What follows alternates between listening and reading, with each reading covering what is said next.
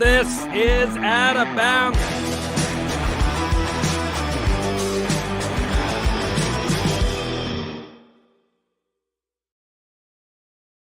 This is Out of Bounds, and that is a gigantic jug that Ryan had there. It's as big as my head, as many have told me before. It really is.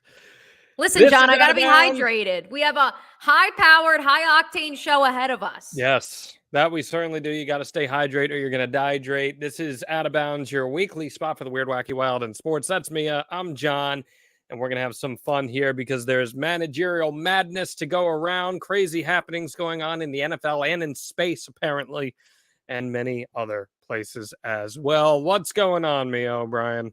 Cannot complain, John Alba, when you get to not work from home, but your commute is trimmed by about 23 minutes, and that's with a 28-minute commute to work each week. It's a good way to start. Good way to start the work week, and then a little work from home. And unfortunately, as you can see, I'm still at the kitchen. That's not the unfortunately part. The unfortunately is, as I reported last week, my dining room table has been built at the new house, which is obviously very exciting because another place to sit and talk to you on Out of Bounds. But we actually have, and I'm not going to turn around all the wiring and everything, but we actually have a bench on the opposite side of the table from me. And so I was really hoping I would have a certain furry podcast co-host, a third co-host for us, because he loves when we sit down at dinner, he loves that he can now sit with us on the bench and be a part of the dinner conversation. And he was sitting here not too long ago. So I thought Terrence, the cat, would want to join this episode of Out of Bounds. He may at some point or another. But yeah, we've had a good day despite a little accident on the couch yesterday when we woke up. So all smiles, the vibes are high. Okay. All right. That's what I like to hear. Glad to hear that the vibes are high. It was a pretty adventurous week in the sports world, so I don't want to waste too much more time, but I do want to tell everyone, kynchat.com. That's where you get your super chats in. We'll read your comment on air, or if you're watching on YouTube, drop that super chat comment. We will make sure that it is read on air, whether it's a question, a comment, a concern, or anything else.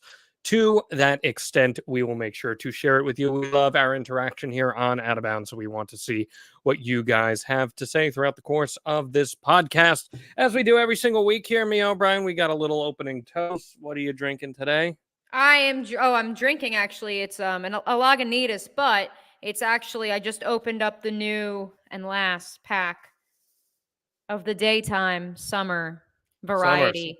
Summer's very much over. Well, not here in Florida. This daylight savings time stuff is screwing me up. That part is god awful. Yesterday, I legit thought it was 4 o'clock in the afternoon. Or excuse me, I thought it was like 9 o'clock at night. It was like 4:30, and I'm like, pitch black right now, and it's 6 o'clock, and I don't like that. I hate that. But in Florida, we are getting a little bit of a reprieve. It's back up into the 80s today, so I felt a little warmth, although it was one of those ideal days that you're like, this is why I live in Florida, because it was in the 70s mostly, but my radio show was outside, so I unfortunately was in the seat with a little too much sun, which is fine. I just had pants on, so I regretted that life decision. But hey, a little bit of warmth, and I'm also going to Savannah this weekend, so cheers to that. I'm going with my Knob Creek smoked maple again. This was delicious last week, so we're going to do it again. Let's get some ASMR. There it is. And cheers to your little Savannah trip. Here we go. Yeah, I'm ready. My body is ready. Bring in the Freehold, New Jersey crowd to Savannah, Georgia. That goes down so smooth, especially I was at a concert last night and shouting my lungs out. So I have something like that. That is tasty. And we know you definitely shouted your lungs out. I do. Dirty Honey. They're fantastic. Everyone should go listen to them. I was at Asbury Lanes. It was amazing. All right, Mia, this was not going to be our lead today. We had a different lead, but then plans changed, pal, and here we go. Yep. No, not Michigan. Or no, that is. No, wait, that's. Sorry. I thought that was Jim Harbaugh. May as well be Jim Harbaugh, but it's not. Oh, my God. I thought it was Jim Harbaugh / Blake Corum. No, that's Craig Counsell. Why are we showing Craig Counsell? Well, folks, we had the wildest 25 minutes in recent Major League Baseball offseason history. Did you think the hot stove is dead? Because it ain't, John. So here's your timeline. Craig Counsell, former manager of the Milwaukee Brewers, has been linked to a variety of different teams this offseason, whether it was the Brewers, the Mets, the Guardians, a lot of other teams. And then all of a sudden, Ken Rosenthal of Fox Sports tweets out that, yes, Craig Counsell is going to be a manager somewhere, ... but it's none of those teams with a vacancy. It's a team that already has a manager. And it turns out that team was the Chicago Cubs. But wait, John, and we're going to dive into this. They had a manager, his World Series legend, David Ross. Had they fired David Ross yet? We still don't know. It sounds like they hadn't. They did, in fact, fire him. Yeah, but had they fired him when the Rosenthal fired him when the Rosenthal? Right. So with that said, did the Cubs stoop too low with this one, hiring not only a rival manager, but also not telling one of their legends that, hey, you've been canned. Instead, he finds out that somebody else has been hired for his job. Well, there's a big part of this, too, that you didn't mention, which is that this is a record-setting 5-year deal worth more than $40 million. He's going to get paid about $8 million per year, which is the most that a manager has been paid in Major League Baseball history. There was a large disparity in pay with managers versus players in Major League Baseball, so much so that a lot of former players that wanted to become managers were taking jobs in the NCAA because they felt that there was more of a path to building a program there and through some of the opportunities. Instead, Craig Counsell takes this job with the Chicago Cubs that nobody saw coming. This came out of total left field. Everyone knew that he would be the high commodity here in the offseason. And for it to end up with the Chicago Cubs firing David Ross, I do think that it is a move that is going to be scrutinized for some time, Mia. And you could make the fair argument that this was not a classy move whatsoever, especially to someone who carries a lot of equity with your franchise. Now, with that said, this was the top candidate out there. You could argue that with a couple of moves, both player personnel and managerial here in this case, that the Chicago Cubs could be contenders for a World Series championship again sometime in the not so distant future. They saw their man. They felt they needed a change in the clubhouse. I understand going out and trying to do this, but I ask you, this feels straight out of the NFL, doesn't it? It's just so weird because, I'm trying to do the math right now in my head. Did Craig Counsell play at the same time as David Ross? Yeah, they definitely did. Mm-hmm. I don't know if they were ever teammates. That's the rabbit hole I was just attempting to go down there. No, I mean, it's very NFL. It's very college football. It honestly reminds me more of the Lincoln Riley interview where he says, I'm not going to LSU. I'm not leaving here for LSU. But I did leave there for USC. That's what it felt like to me. And that was such a splash when he and Brian Kelly both departed the institutions they had been at forever for bigger, premier blue blood names. That's what this feels like. As some of our commenters are noting on YouTube, what's fascinating to me is while Craig Counsell has been the manager of the Milwaukee Brewers, excuse me. Yes. 1950s. Yeah, that would be nice. But... The Milwaukee Brewers since 2015. And they've had a couple of, good seasons, but he's never been to a World Series. He's never been to an NLCS, correct me if I'm wrong. Outside as a player, he did. And not that David Ross has, accomplished all that much. If anything, he has largely underachieved in Chicago. They did make an NLCS, by the way, 2018.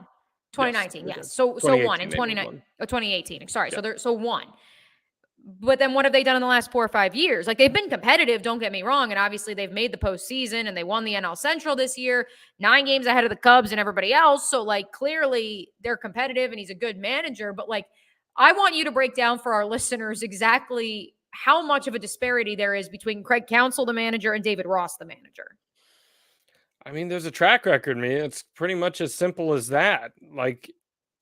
David Ross made the playoffs one time as a manager, and it was in the 2020 season, which was the COVID season. So they only won 34, 35 games, and that was enough to get you into the playoffs. And the Cubs haven't made the playoffs since. I'm pretty sure off the top of my head, they only eclipsed 80 wins once with David Ross as manager. And they lost their chance at the postseason basically the last week of the season this year. Yeah, so that to me is pretty much all that it speaks to. Craig Counsell, you can say, okay, well, he didn't win a World Series, but making the playoffs in Major League Baseball is not easy. It's a very difficult thing to do. It is the most arduous season of any of them, of the big four, to go 162 games and realistically have to win anywhere between 85 and 95 of them in order to be in a position where you want to be, if not more than 85. There's a track record of success in the division that Craig Counsell was able to amount. And for that reason alone, I think that speaks to having street cred in being someone that you bring into your organization. It's the speed in which it happened. It's the idea that they undermined a guy who's beloved by a lot of the fans there in Chicago. I think that's what creates some of the drama and elicits the emotion that it does. Now, with that said, I think Craig Counsell's a great manager and he's going to be a great choice for Chicago. I think he's the type of guy that gets a lot out of his players. We know that the Cubs have kind of underachieved in recent years, so maximizing player output is something that a good manager who has the ability to talk to players and speak to them at that intimate level can achieve. That's why I think it's a good hire, but it does feel a little lowbrow from an organization that likes to consider itself anything but. In the words of former Florida athletic director Jeremy Foley when Dan Mullen was canned, what is going to be done eventually should be done immediately. And I that's the vibe I get. And that's no disrespect to David Ross. Let's be real. Let's go back to when he was hired. He was hired because he was a World Series hero and he had just retired and he was available. And Joe Madden, a historic figure in Cubs and Major League Baseball folklore, was out. And they needed somebody to make the fan base go, oh, we're lovable still. And there was David Ross. And so it made sense. And so that's where I look at this as a business decision. At the end of the day, the Cubs said, okay, we need to get serious about baseball again. And this can only go on for so long. We can only live off the coattails of 2016 for so long. And so I give them credit that they've said, hey, listen, we got to push all the chips into the middle of the table if we're going to compete. And so why not take the guy who's won the division the last 5 years? My question for you is, this is Craig Counsell leaving mid-contract from Milwaukee? No, his contract expired. And they had said they were not going to pursue him? No, they did try to pursue him, and Right. he walked away. We have not had a managerial situation like that since... I mean, it happens. It does happen, I mean, but the that's Yankees the did thing. it with Joe Girardi. Right. But Which was, except what, they chose 5 years ago? They told him that they didn't want him back. But I look at it. I look at just the craziest part about it, Mia, was the dominoes that fell. Because the way I place this, we knew the Guardians, Mets, and Brewers were in on him. This morning, Stephen Vogt was chosen as the Guardians manager, 39 years old. I think it's a great hire. I really like that for them a lot. I think he's one of the more likable players of the last 10 years, 15 years. It's going to be a lot of fun seeing that. So he told them this morning, assumingly, that he was out. Then it was reported it was down to the Mets and Brewers. Well, the Mets and Brewers were waiting and waiting. And then all of a sudden, out of nowhere, Carlos Mendoza is named the manager of the Mets, the Yankees bench coach, named the manager of the Mets. So you're saying, okay, well, then I guess he told the Mets he was out. Well, presumably at that time, he also told the Brewers he was out. And then all of a sudden, you have to imagine he was bargaining for that Cubs job the entire time, leveraging the Mets and the Guardians and the Brewers. And they were just waiting to see, are you going to pay me? And are you going to fire David Ross? And they said, okay.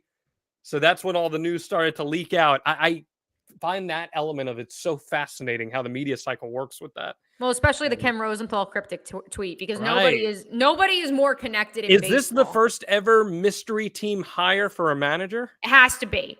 Mystery team has been, and the fact that he's going to a team that already has a manager, and you started tweeting out like, okay, let's look at what teams that could possibly be. I read it as maybe it's the Brewers, and they already had a manager. It's him. He's staying.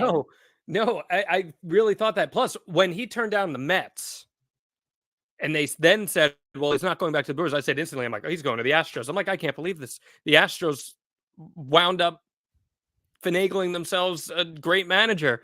And then they're like, no, it's a team that already has one. And I'm like, we are breaking ground here. This is mystery team. First time ever mystery team signs a manager.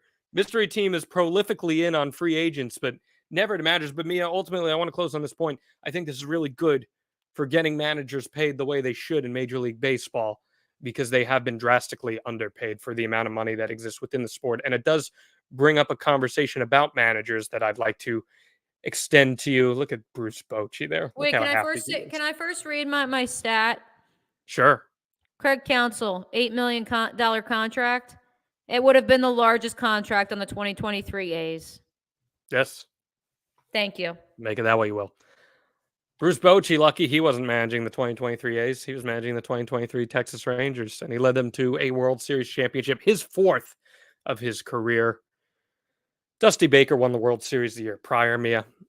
Is it time we put some respect on the old dogs of the game and stop focusing on what the computers say with these unproven guys and young guys? I don't know. Apparently not, because we're just out here hiring former players left and right. You mentioned Vogt. I mean, now we look at Craig Counsell, former player, because he has more experience, more elite than David Ross, former player, who was hired essentially off the street just on street cred because he was a World Series hero. No, we're still. It's fascinating because when all is said and done, the Houston Astros have made it to the World Series how many times in the last 7 years? Well, I'll tell you this: they've been to the ALCS all 7.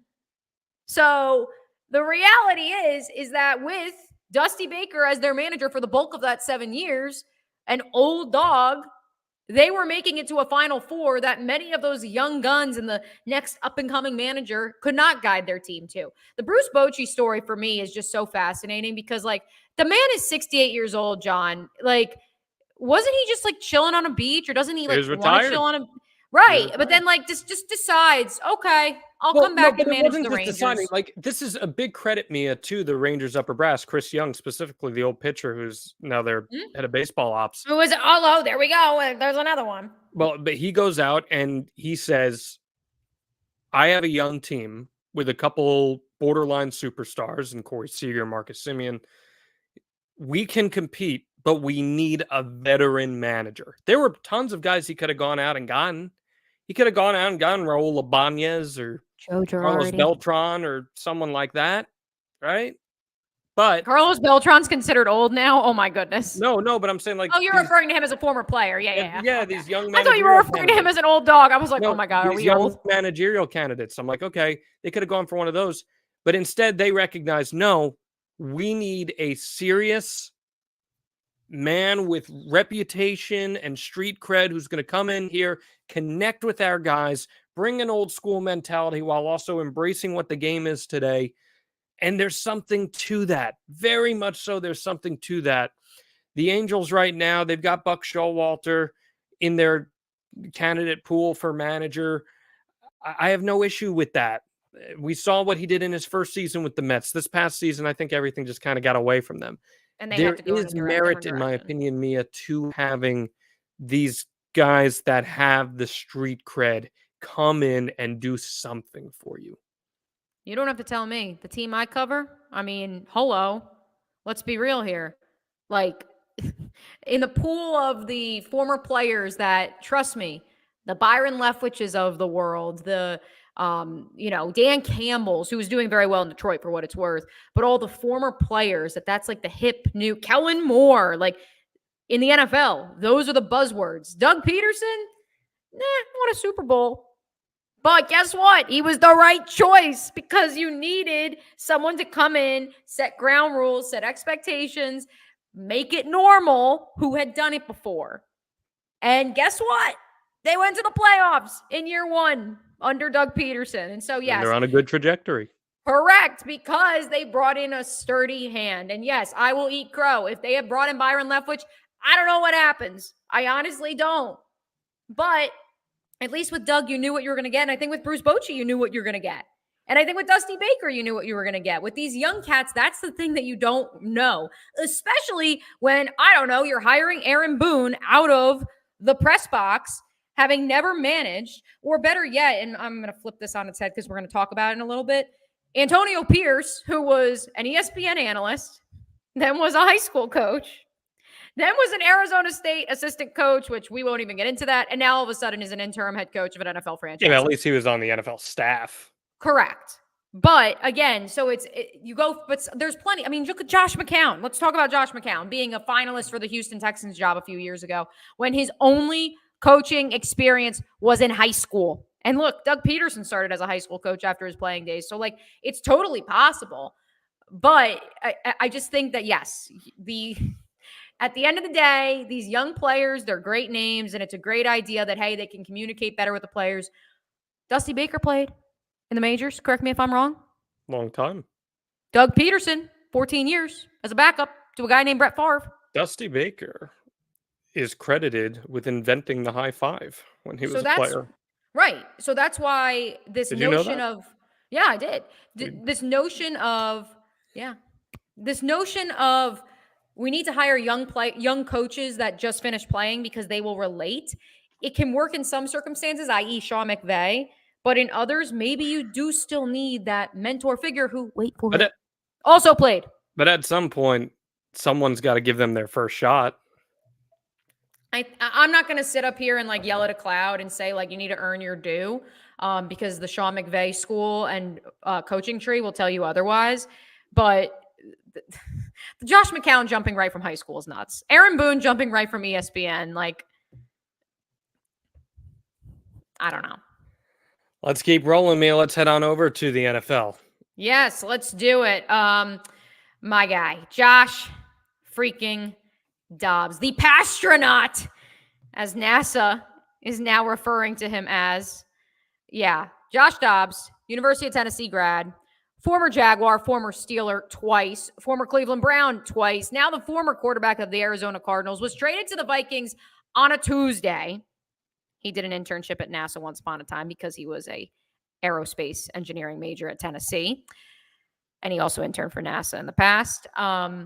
He leads Minnesota 5 days after being traded there to an epic come-from-behind victory over the Atlanta Falcons, despite not knowing half of his teammates' names, his offensive line not knowing his cadence, and having never taken a snap under center from Garrett Bradbury, their center, because Jaren Hall, the rookie who was supposed to be the starter that day, and he was the starter, got a concussion, and Dobbs was thrust into action.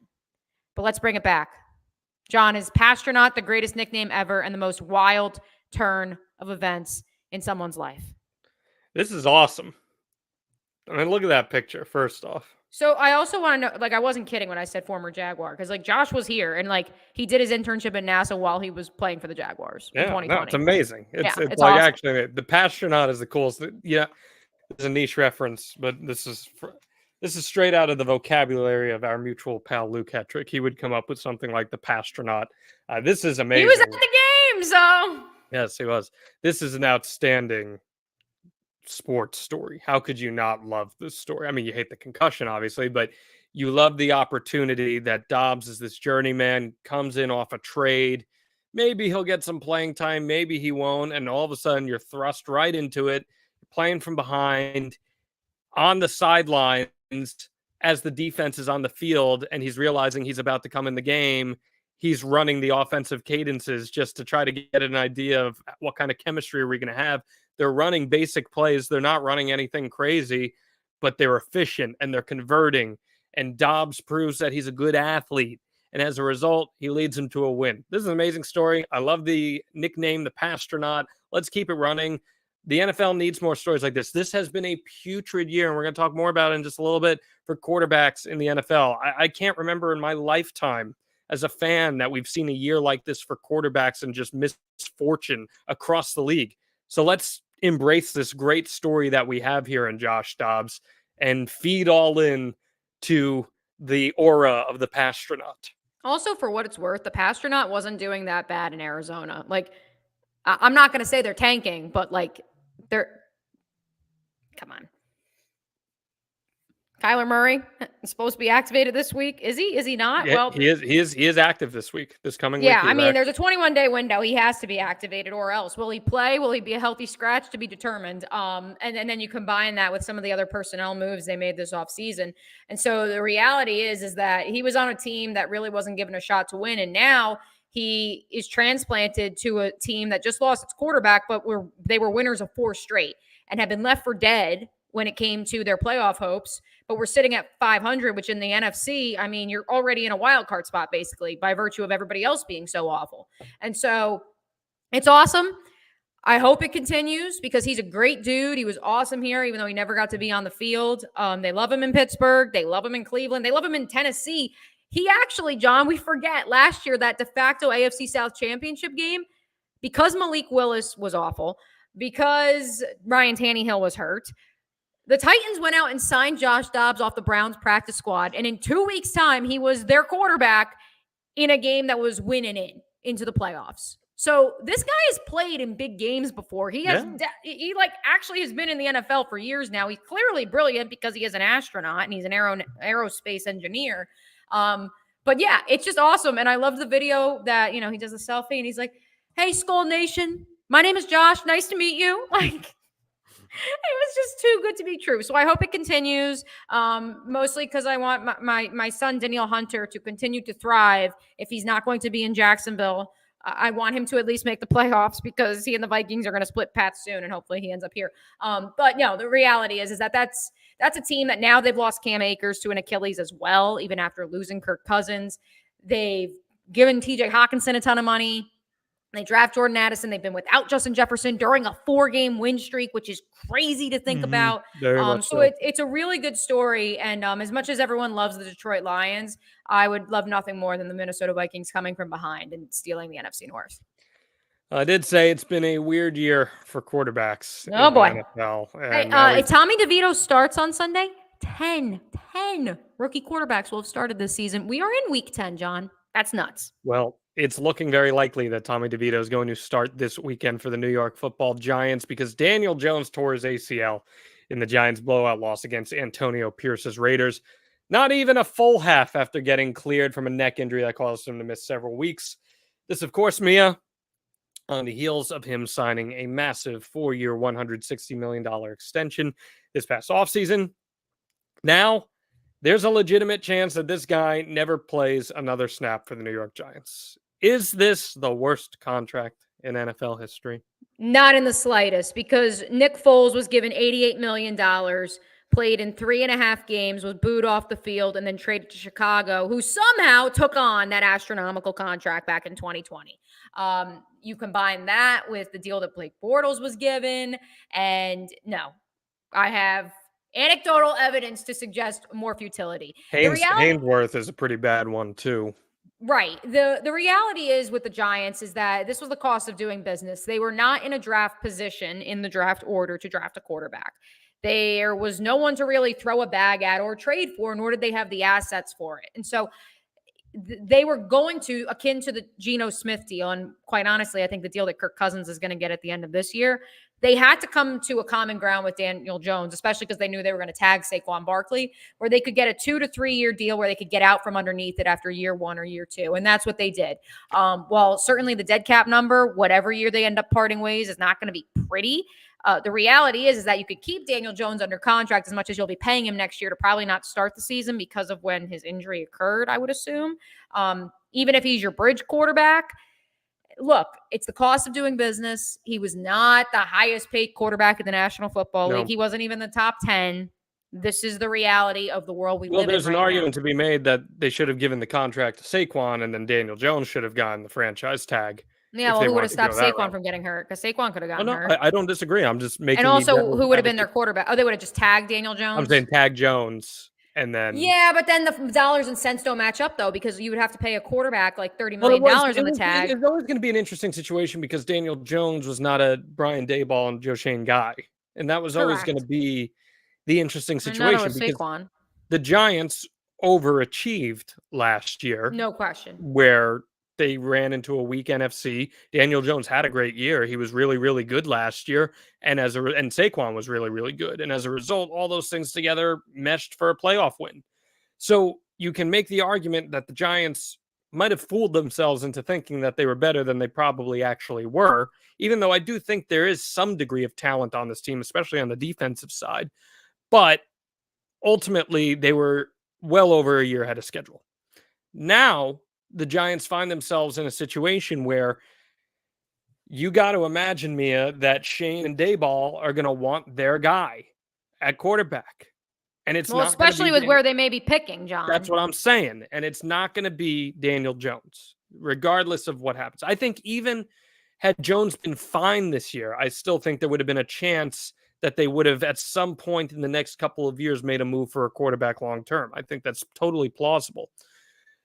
26 years old, your heart goes out to Jones because the dude was playing his ass off. He was really trying hard to get out there. He has this neck injury and then this ACL injury that's going to take him out of the running of being a serious contender in the NFL as a starting quarterback for the future, not just with the Giants. Is he going to play a football game again? That's a legitimate I think question. He'll play again, but I think his next contract is as a backup as a result. And, he'll be a good backup to start, that kind of like that borderline Baker Mayfield type of player which I think is probably what his wheelhouse is going to end up being. That's kind of what his ceiling is going to be. But the reality is, Mia, the Giants are now going to find themselves in a situation where they probably have a top 3 pick. Yeah, it sucks what happened to Danny Dimes, but like this is the best thing that Giants fans could hope for, if I'm being completely Well, you can honest. make that argument on one hand, but also, Mia, they probably would have used a first-round draft pick this year on an offensive lineman that they so severely need as well. So you can go get Caleb Williams, you can go get Drake May, but the reality is,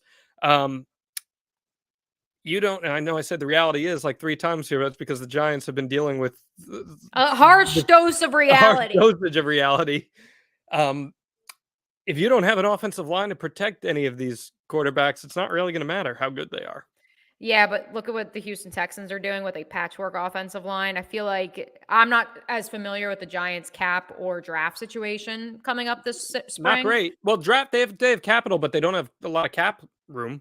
Right. So are they going to re-sign Saquon? I don't think so. I don't know how. So you're saving a little bit of money there.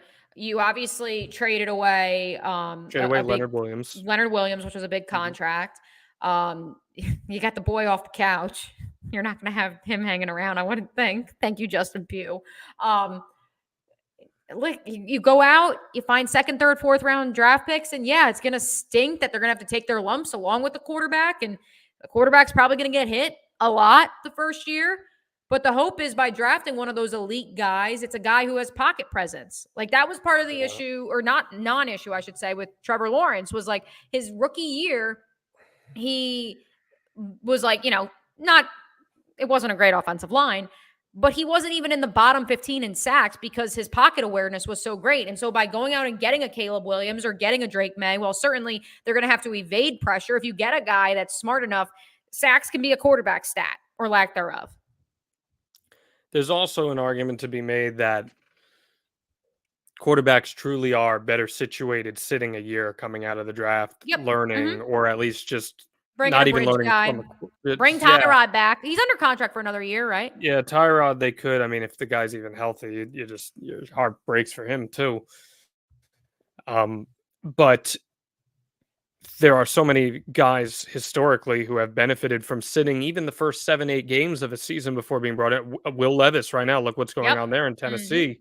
Would he have had as much success if he started the season? Who's to say? Probably not.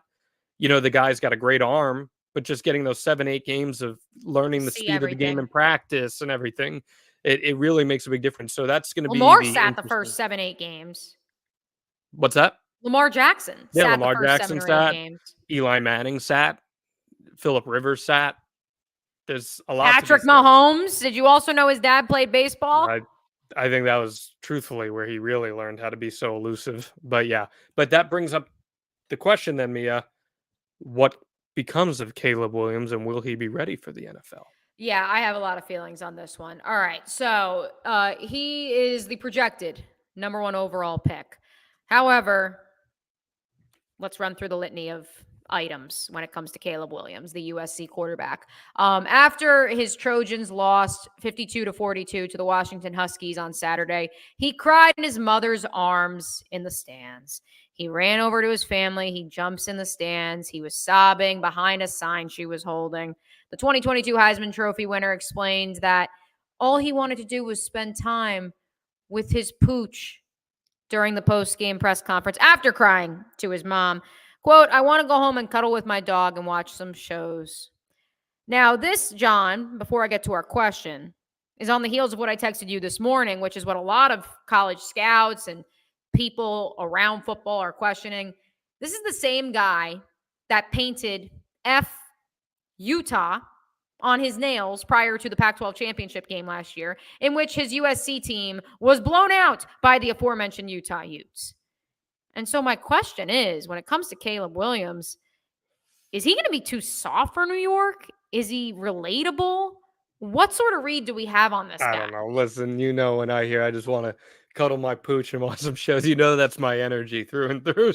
So, honestly, I'm good. I think he has to be like a tough guy, and I understand, you want to be relatable to your audience, but there comes a time where they're are there some immaturity question marks about this kid? Maybe there's a little bit, but at the same time, yeah, I'm all about us becoming a society that actually cares a little bit about mental health and emotions. Like, I'm into that stuff.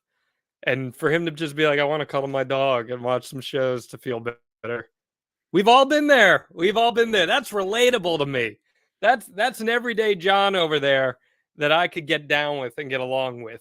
Now, does that mean that he'll be durable enough to be the starting quarterback of the New York Giants or Chicago Bears or another big city where he has to have all that pressure put upon him? I'm not entirely sure. Maybe Arizona would be a better setting for him in that sort of situation. But at the end of the day, Mia, it's not like he's the first good guy to ever play in the NFL, like a soft guy, I should say. If it's a question of maturity, I wouldn't let something like that, someone being emotional after a game, be a sign of maturity. Reggie Bush cried after games. No Sean Marino. We've seen what he did in those crying gifs that still permeate today. I don't get too concerned with it.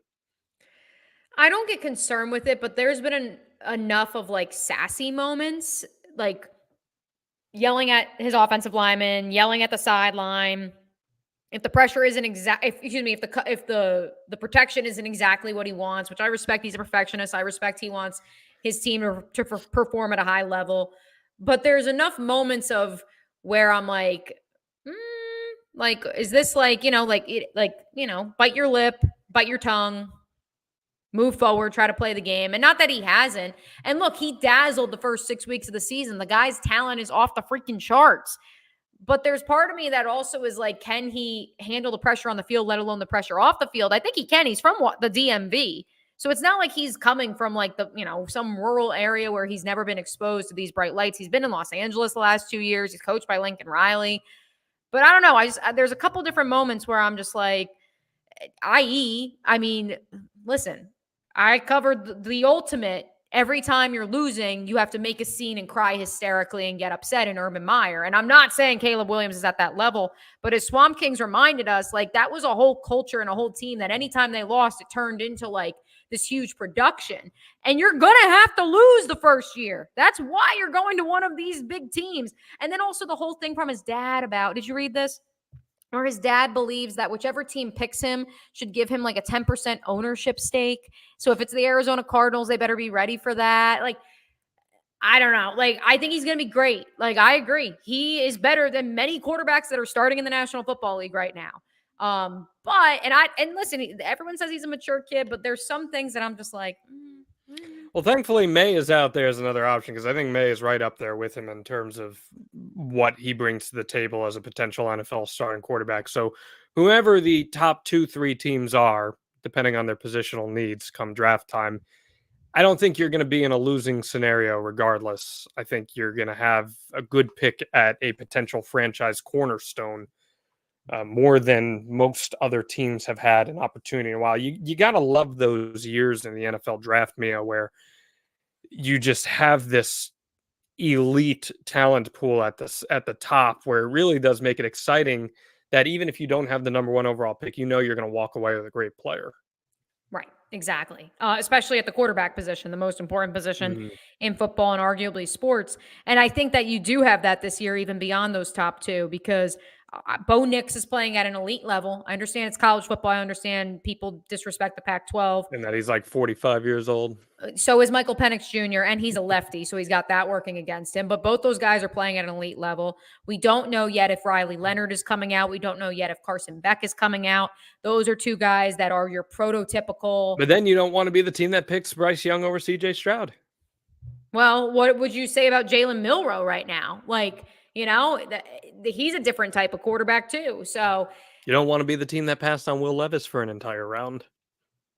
I know. There's 31 of them. So all right, let's talk about some villains.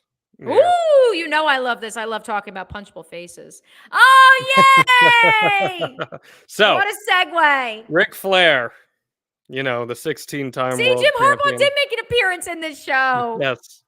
Ric Flair was seen strutting out of the Michigan locker room this morning as the Wolverine sign-stealing saga continues to evolve. We've had resignations, accusations, everything is flying abound. Woo! Well, Flair, of course, best known during his world-renowned professional wrestling career as one of the biggest bad guy cheaters in the history of the industry. So is it appropriate that Michigan just finally realizes it's time to embrace its role as villains this season?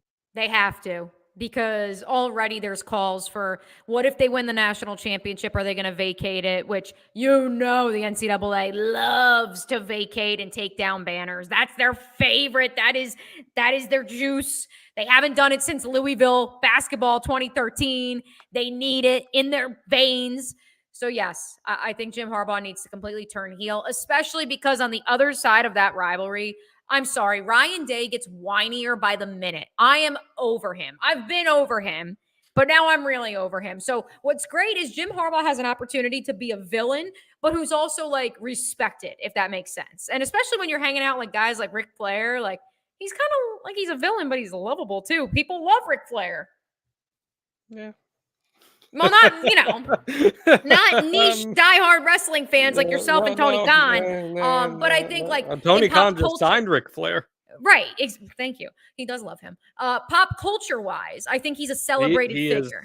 He is definitely well known within pop culture. He is mainstream for sure. He definitely is. Yeah.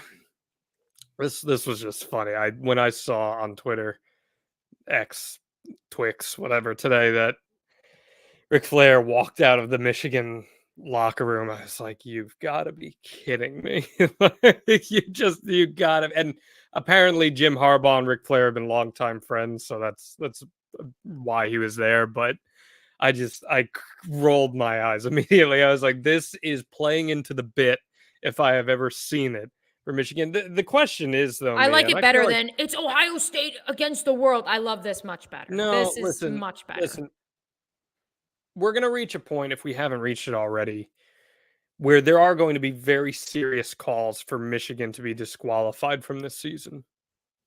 Like very serious calls. Well, I mean, Pete Thamel reported it was coming this week, and now all of a sudden it's not. So I agree. I think it's coming, but when? So if the writing is in theory on the wall that they're going to be disqualified, you just have to kind of go all in on embracing this role as a villain. What do you have to lose at that juncture? Go on the fly forever. Don't let the NCAA tell you otherwise. Go on the run. Make haters out of everyone. Be the team with the target on your back. If this is Harbaugh's last stand in the NFL, make it a memorable one. Or in the NCAA, rather, make it a memorable one. Because I think he's NFL bound. If the NFL will offer him the protections that they offered Pete Carroll, of course. That is interesting, isn't it? What, that they sought asylum in the NFL? And they accepted Pete Carroll back. Will they accept Jim Harbaugh back? Oh, I saw there was a report this week that said the NFL won't be so quick to take him back. BS. Yes, there will be. They absolutely. You're telling me. The only thing that's working against him is that Stephen Ross actually has a competent coach right now. If he didn't have Mike McDaniel, then fellow Michigan boy would hire him in a second. Hello. Earlier this year, we talked about future Dallas Cowboy head coach Coach Prime. Well, guess what? Coach Prime's kind of fallen by the wayside lately. Future Dallas Cowboy coach Jim Harbaugh is right up. Fresh off a championship, whether you acknowledge it or not. Is right up Jerry Jones's alley. I mean, come on here. I think Ric Flair is a friend of Jerry, right? That would track. I'll tell you that. Yeah, I think it tracks, so I'm here for it. It makes sense. He'll probably introduce him. All right, let's get on to our final topic before the Beast of the Week, Mia. Yes, here we go. The NBA in-season tournament tipped off last week, and while the concept has been mostly well received, the courts have not, which I'm sad about because that's my favorite part. Each team debuted different courts for the tourney, many of which are full of bright colors, odd designs, and are far different than their typical branding. John, did the NBA have to go to this length to get the tournament over as something that actually matters? I understand why they did it. I think they're trying to get it over as something that matters. They're trying to differentiate it from the rest of the regular season. I think it's great. I don't know why everyone is poo-pooing this. Look at that Chicago Bulls court right there. I'm getting some 1997 awesome vibes. I love it. Honestly. I also love turf-colored fields or colored turf fields. You know what it reminds me of me in like the Olympics when you see the courts have all those crazy vibrant colors for different sports. I'm about it. I think it makes this concept stand out as different, stand out as interesting. It's a small aesthetic thing. I will admit it's a little difficult to get used to on TV because the uniforms are already super vibrant with these redesigns. So you throw that in with the redesigned courts. It almost reminds me of the turn ahead the clock night, which we've talked about here on this podcast, that Major League Baseball did years ago. They tried to do all this like futuristic off-brand stuff. A little reminiscent of that, but I'm down to boogie with it. I think it's cool. I like it that it's I at the think it's start of the season too, when everybody's glued to football and the World Series just wrapped up, and this is how you differentiate yourself. You got to do something. Yeah. It's branding at the end of the day. It's an opportunity for sponsorships and ad sales. And now that I'm in that space, it's something that you have to do in order to garner eyes and garner those dollars and cents to keep your operation flowing. And I don't know exactly what the pay structure is, or like just in general the financial structure for having some sort of in-season tournament. But yeah, you need to come up with something. If you win, you get $500,000. So there's player incentive for them to actually go out and really try to compete in this thing more than anything else during the season. Hey, listen, I poo-pooed the play-in tournament when it first came about, and here we are 3 years later, and we love it. And I think it brings up a great point of all this pushback I've been hearing lately about the 12-team college football playoff.